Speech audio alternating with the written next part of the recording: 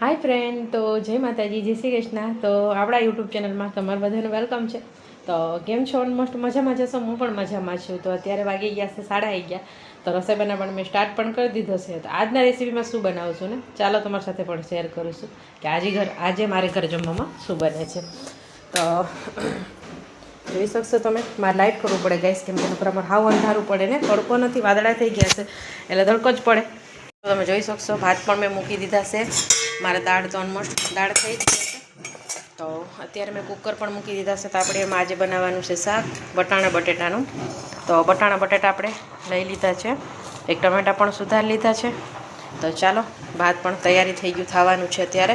વાસણ ઓલમોસ્ટ મારું સાફ થઈ ગયું છે. પ્લેટફોર્મ તમે જોઈ શકશો. તો તેલ આપણે મૂકી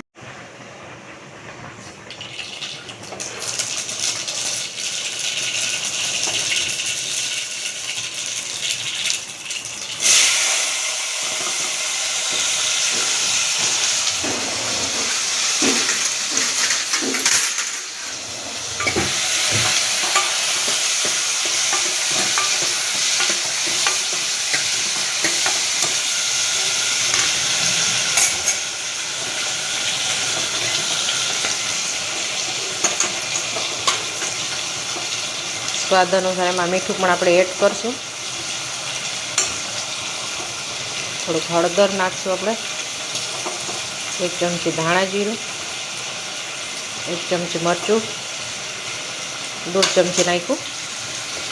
તો ચાલો ઓલમોસ્ટ આને હલાવ ગાઈસ, કેમ કે એટલે કેમેરો હલે છે, કેમ કે હાથમાં મારે મોબાઈલ પકડેલો છે.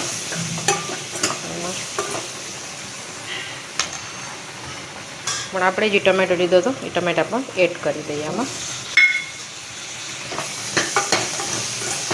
5 મિનિટ માટે આપણે આને રહેવા દેશું, પછી આપણે પાણી એડ કરશું. 5 મિનિટ ચડી જાય, ભાત પણ મારે. તો તમને મારી રેસીપી કેવું લાગે ને, તો પ્લીઝ કમેન્ટ કરજો. Cute like, comment, subscribe, bell icon દબાવવાનું પણ ભૂલતા નહીં. તમે જોઈ શકશો, મારા હજુ માથામાં તેલ નાખેલો છે. તો કાલનું થોડુંક શરદીને એવું થઈ ગયું હતું ને, તો માથું બહુ દુખતું હતું. એના માટે થઈને મેં કીધું ચાલો નાખી દઉં અત્યારે, કેમ કે વિડીયો શૂટ કરવાનું હોય ત્યારે મારા વાળ એમનામ જ કોરા રાખવા પડે, કેમ તેલવાળું એટલે આપણે ફેસમાં સારું ના લાગે. તમે જોતા જશો ને કે બીમાર હશે એવું, પણ કોઈ બીમાર નથી, તબિયત તો સારું છે ને. રસોઈ બનાવવાનું પણ મેં સ્ટાર્ટ કરી દીધું. છોકરા પણ મારા આવી જશે. પછી એમાં એવું છે કે 1:30 વાગે 2 વાગે હું નવરી થઈ જાઉં જમી કાઢવીને. પણ એ લોકોનું ટ્યુશન હોય, 3 વાગે ટ્યુશન હોય, એટલે 4 વાગે એ લોકોનું પતે. પણ 4 વાગ્યા પછી થોડી વાર સૂઈ જાઉં, વિડીયો બનાવવાનું તો વિડીયો શૂટ કરું, બાકી તો એમને હાલે છે. તો ગાઈસ, પૂરેપૂરો સપોર્ટ કરજો, બને ત્યાં સુધી શેર કરજો. તમને બધાને કેવું લાગે છે ને કોમેન્ટ પણ મને કરજો કે મારા વિડીયો તમને સારું લાગે છે કે નહીં.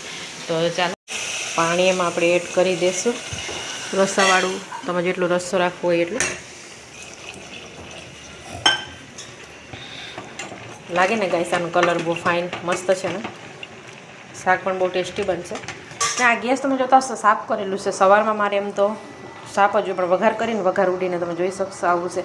બાકી મારા મસાલા પણ એકદમ ક્લીન, એકદમ ચોખ્ખું હોય છે, કેમ ગંધારું ના ગમે ને, વ્યવસ્થિત બધું રાખવું પડે. દાળ ઓલમોસ્ટ થઈ ગયા છે મારે. તો ચાલો, આ તેલનું આજે ખાલી થઈ ગયું છે, ખલાસ થઈ ગયું છે તેલ. તો આને પણ સાફ કરીને આપણે ભરી લેશું સાંજ માટે થઈને.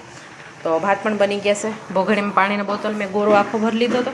તો આટલું પાણી વધ્યું હતું, તો મેં કીધું ચાલો ભરી લે, છાશ બનાવવામાં કામ આવી જશે આપણે. તો તમે જોઈ શકશો, મારું ઘર પણ આ છે મારું મંદિર.